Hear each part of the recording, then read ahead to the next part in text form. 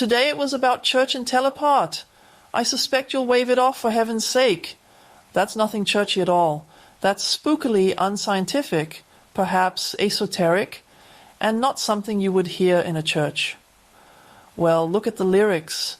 The two central texts I use today is one from the so-called Old Testament, Tower of Babel, and the other one, it will always be, I don't know if it's still like that, but that's the text from Pentecost, Acts of the Apostles, about Peter's Pentecost sermon and what happened there. Why do I choose the two stories? Well, they are interlocked with each other in a totally linear manner, or are written in mirror images of each other. The Tower of Babel is about communication, language, and understanding each other. More specifically, a communication disruption as a result of the tower's construction. And what's perhaps crazy when you read the story is that it's about the invention of many languages. Before that, there was an original language for humanity, and now, when I tell you about it, you can guess what it could lead to. Telepathy. Many people who have had a NATO death experience are gifted telepathically afterwards. Well, they ended up in that original language again. And they don't need words to know what the other person is going to say, and people keep describing it, which was scary to me. I was lying in the hospital room, the door was closed, and I already knew who would come in next with what request. Those who now say that it's too crazy in the Orthodox Church, you know, my favorite monk Paisios, who died in 1994. Paisios from Athos. Yes, that's also what they say. He said only men are allowed on the mountain. Then men, including monks from Western monasteries, Western always means Catholic, came to him, and he answered their questions without them saying anything. They often came up with 3 questions or so, and were totally amazed, even though they hadn't spoken the questions, that he answered exactly those questions in that order. So, where monasticism still works, there is this original language, near-death experience, original language, telepathy, living monasticism, living mysticism, primal language, telepathy. To delve deeper into the Christian tradition, in urban mysticism I say there are a few cult books, and one is called Sincere Tales of a Russian Pilgrim. This is just really the meditation tradition of the Orthodox monasteries.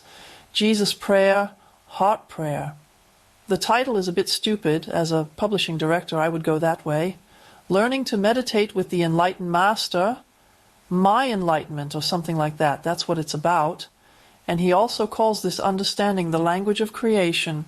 So he concentrates on an animal and knows what it feels. Nowadays, outside of the church, I have never encountered it in the church. Understanding the language of creation, animal communication. So it's something different than collecting garbage and recycling and ecological ethics. Ultimately, it is the language of the heart. Your pet understands you on the same level. And the only problem is the communication disorder in people themselves, who often don't know what they feel. He no longer has contact with his inner voice because there is too little in the education system or education in.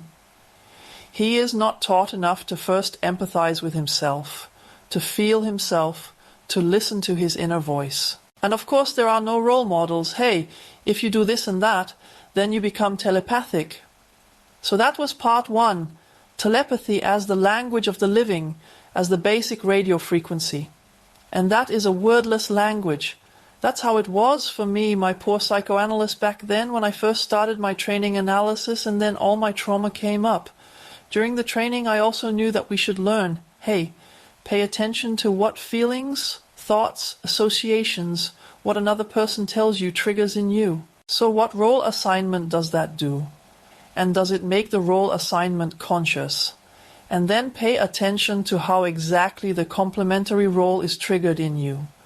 So if someone presents themselves as really small and helpless, yes, then that might awaken the helper in you. Or if you're a bit mean and sadistic, then you give him the edge that makes you aggressive. So this is transference and counter-transference. I knew the concept from literature and from my training. But I always thought, hey, why are they making it so complicated? I concentrate on the person, and yet I know what they are feeling. A photo is enough for me, or I concentrate on an animal and know how it is doing. Why this cumbersome transference and countertransference? Well, my near-death experience made it very clear and vivid, and the more I learned to throw foreign energies out of myself, the more it became clearer. But again I tell you that you can see that some go beyond the level of language and reconstruct something with their heads, while the other is the original language of living things. And I like to call it direct empathy, or really call it the language of the living, the language of the heart. Well, I find the story of the Tower of Babel exciting. I don't see this as a one-off historical event either, maybe it was. But what this means is that there is always this original language of the living, and then there are the Elohim. I have no idea, let's leave the conspiracy theory aside, but you can really translate that. The gods, sons, and an ancient world were Theos Aner, the divine man. They were just people who were super highly educated, so to speak, and you don't always have to be nice and fatherly. You can also keep your special knowledge to yourself like a priestly caste, in order to keep people small and stupid. It's not entirely a coincidence. In the Middle Ages it was like that. The church and the divine monarchy, that was a sauce. Even in the Protestant church up until the Weimar Republic. Until then, the German Emperor Summus Episcopus was the senior bishop. So this isn't a conspiracy theory. And it could be that the story of the Tower of Babel, which is why I built that thing, tells something like that. So actually the people who understood each other warmly had this original language of the living language of the heart. It says that they became strong, and thus they obviously became too dangerous for the Elohim, or let's say the powerful, the upper caste. So when humanity is one, when it masters this language of the heart, it becomes risky. You know, divide and conquer, sow discord, put people in competition with each other. Companies, departments are running out of resources. Well, these are exactly the tricks, the language of the heart, namely to drive people out because we are afraid and have arguments. So something similar is happening now with the construction of the Tower of Babel. So now they had brilliant projects, and hey presto, if the gods, as they say, the Elohim, confuse the language, it's really easy in terms of organizational psychology. So I'll tell you the tip again. Funds that were previously distributed centrally now suspend distribution battles and spread the rumor. Hey, yes, if the people in the neighboring company are competition, and if you don't work harder now, then jobs will be cut. It's that easy. And I haven't read it, but I even read the quote from Hitler's Mein Kampf. Do you want to be a strong leader? Then there would be constant rumors that kept the people in fear. For example, spread the rumor that the neighboring country is already preparing for war. Well, watch the news diligently. All this is Tower of Babel and its end. If people spoke the language of the heart again, they would form lightning-fast networks. They are tired of hierarchies.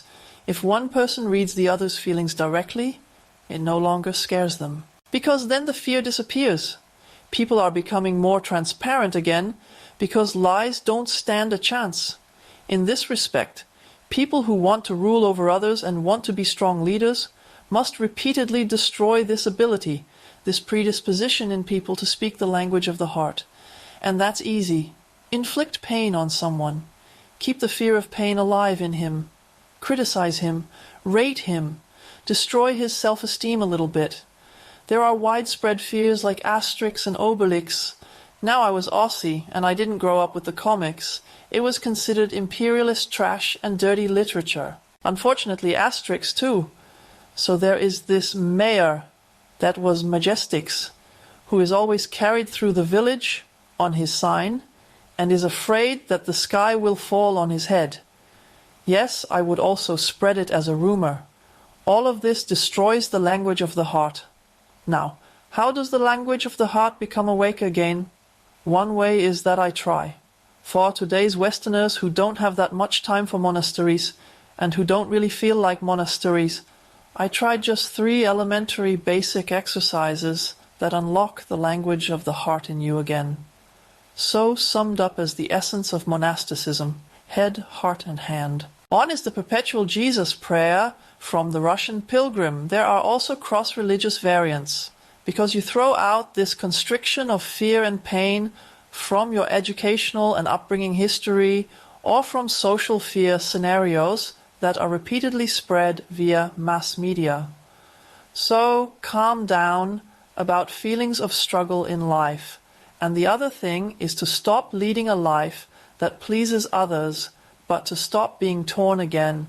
Start your own projects, stop seeing what works and recognition and becoming popular as the central task of life. This is a job, but life is about you.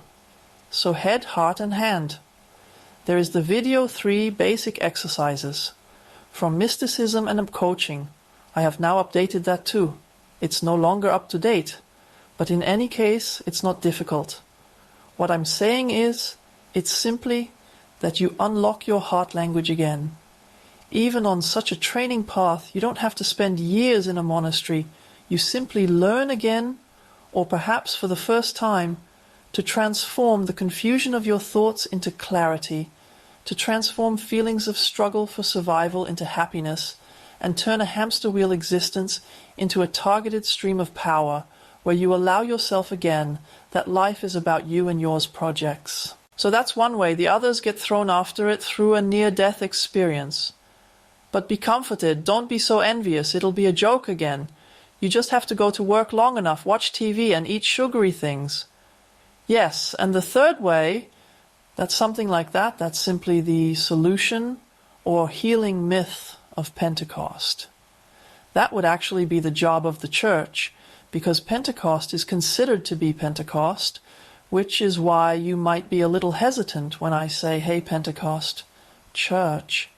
Pentecost is considered the founding day of the church. Yes, the founding of the church began with mysticism, and my general thesis is that where there is mysticism, religion fulfills its purpose, and otherwise you have to be careful whether you like religion. So in my view, there are 2 types of religion.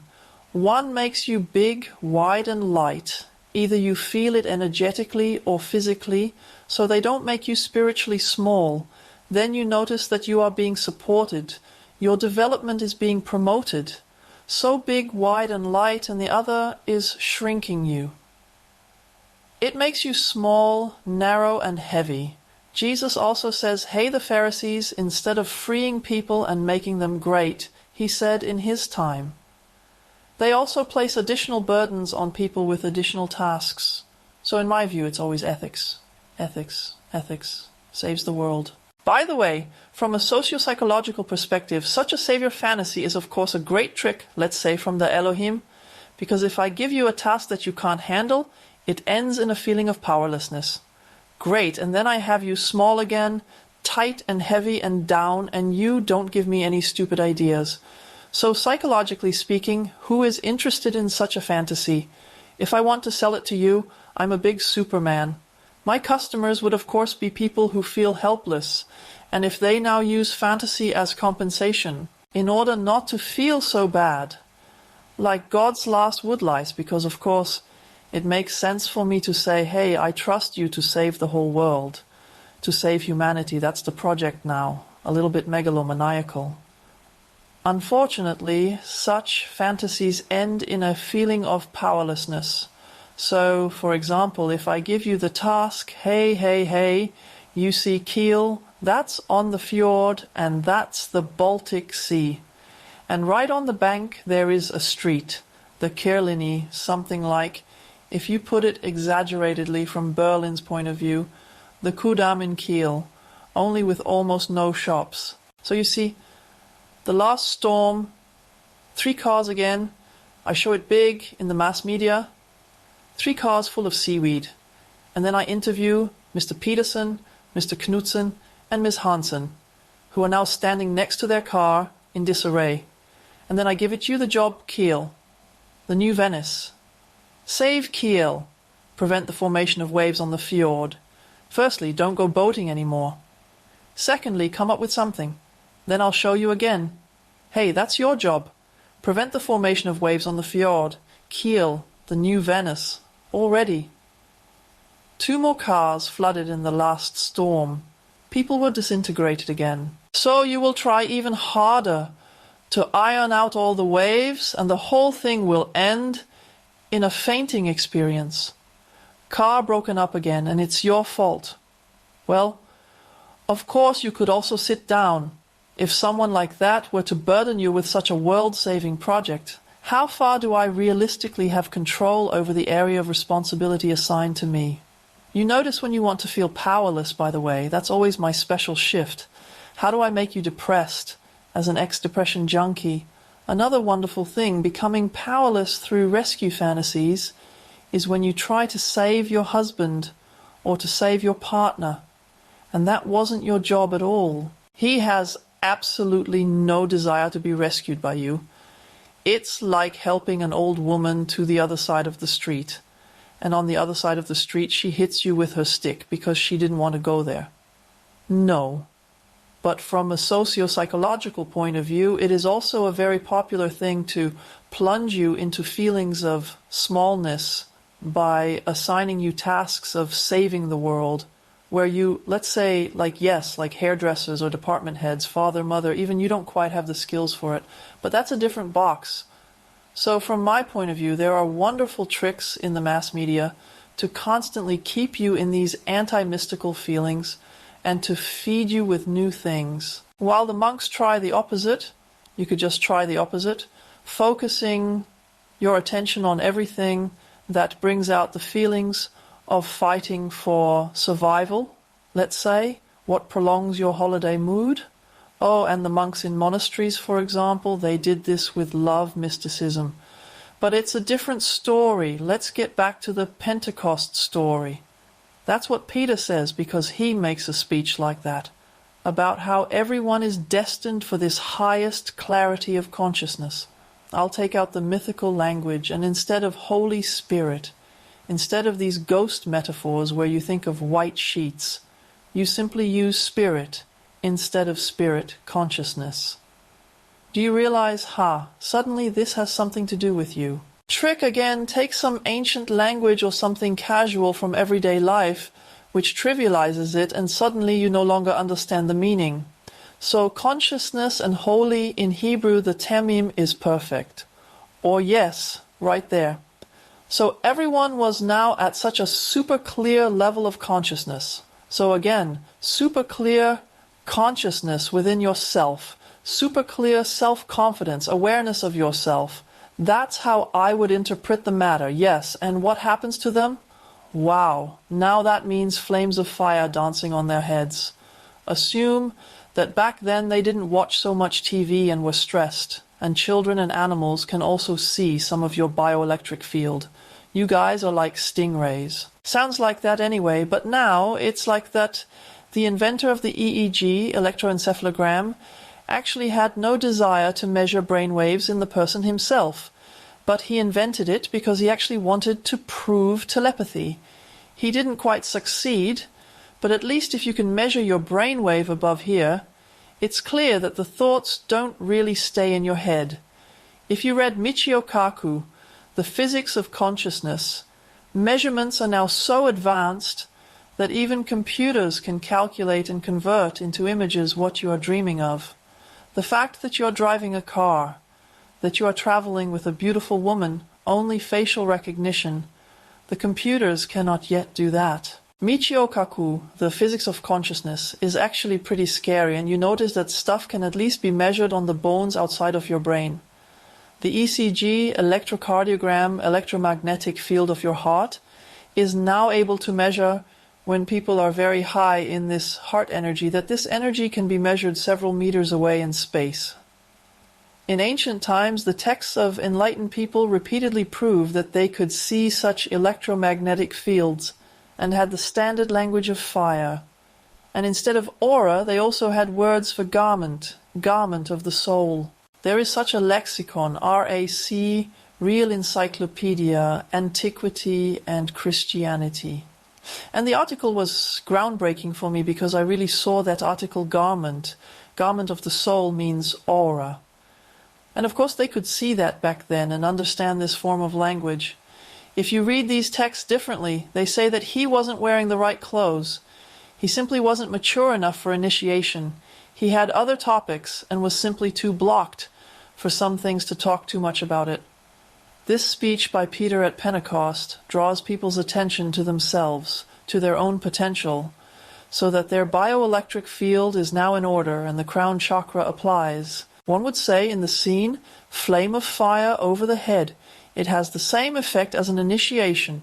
Someone opens the chakra with their hand energy, and the effect again, the language of the heart, is there. The result in this story is, so to speak, the reversal of Babylon, and this is a text passage that when lectors, i.e. lay people, are supposed to read out a holy text at Pentecost, some pastors cut this out as a precaution because they really like making promises. I think this is one of those lists. Yeah, we are Girgazita, Sulamita, Edomita, Pater, Meda. How can that be? We speak different languages, but we understand each other. We don't need the language at all. We understand each other telepathically. They are completely finished now, and this is the founding meeting of the church. The church is there. That is, a community free from claims to power, where this language of the heart works again, where people become transparent to one another. And of course, our everyday language, as I speak to you, makes total sense, but it has an ordering, structuring character. And you notice that, the real thing, you have a feeling for the place, for a situation, for the human gut feeling. And with words, you might talk yourself out of it afterwards or make it clearer to yourself. But the most important thing is that this fundamental language works again. And this language will make you come alive, the healing relationship. And insofar as that is, there is understanding and spirituality in the other. There may be a lot of words, but always pay attention to the effect. And then they will feel what it means to be human and how wonderful it is and how great communication is. Then you will also notice what else is said about these Old Testament prophets. So, there are images in Isaiah, animal peace, or when Francis of Assisi talks to the sun and moon. You concentrate there. Simply, you shift your attention to an animal, to a tree, to a landscape. It sounds like that anyway, but now it is like that. The inventor of the EEG, and that is a wordless feeling. So just like someone else might listen to a symphony or look at a beautiful picture, then the content of what you are looking at is in you. But that is the dissolution of this subject-object split, because the other person or an animal or a landscape is no longer an object, no longer a counterpart, but rather an understanding based on a unity of heart, from a spiritual unity. And actually it's not difficult at all. It just seems so rare and absurd because such texts are probably not interpreted that way very often, but that's the core of it. And in this respect, you can guess that I, of course, find sacred texts super exciting, but that's not the kind of reading that is boring and makes you small, heavy, and stupid, but rather I want to make you great. So, there is more in you than you have been taught so far. Have fun and happy life.